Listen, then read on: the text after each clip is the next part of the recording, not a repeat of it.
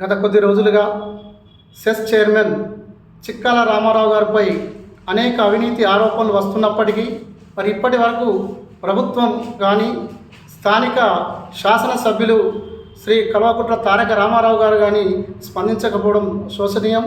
మరి ఈరోజు సిరిసిల్లలో పర్యటిస్తున్నటువంటి కేటీ రామారావు గారు ఈ సెస్పై వస్తున్న అవినీతి కథనాలపై స్పందించి వెంటనే ఎవరైతే అవినీతికి పాల్పడారో వాళ్ళపై కఠిన చర్యలు తీసుకునేలా చర్యలు తీసుకోవాలని, అలాగే మొన్నటికి మొన్న నేతన్నల దగ్గర 30 లక్షల రూపాయలు వసూలు చేసిరని చెప్పి సెస్ డైరెక్టర్ దారుణం లక్ష్మీనారాయణ గారిపై మరి ఆరోపణలు రావడం జరిగింది.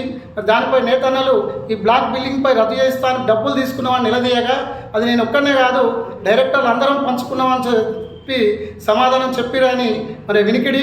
మరి అలాంటి సమాధానం చెప్పిన దారుణం లక్ష్మీనారాయణపై మరి ఇతర డైరెక్టర్లు కూడా స్పందించకపోవడం ఇది నిజంగా అవినీతి జరిగిందనడానికి ఆజ్యం పోస్తుంది.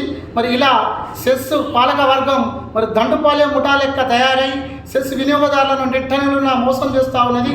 ఇట్టి ఈ సెస్ భాగవతంపై స్థానిక శాసనసభ్యులు వెంటనే స్పందించాలని చెప్పి మేము డిమాండ్ చేస్తూ ఉన్నాం. అలాగే ఇప్పుడు స్థానిక సంస్థల ఎన్నికలు జరగబోతున్న తరుణంలో మీరు ఈ సెస్ భాగవతం మీద చర్యలు తీసుకోకపోయినట్లయితే మేము ఊరున మరి సెస్ వినియోగదారులందరినీ సమైక్యపరిచి మీకు ఈ ఎన్నికల్లో తగిన విధంగా బుద్ధి చెప్తామని చెప్పి ఈ సందర్భంగా హెచ్చరిస్తూ ఉన్నాం.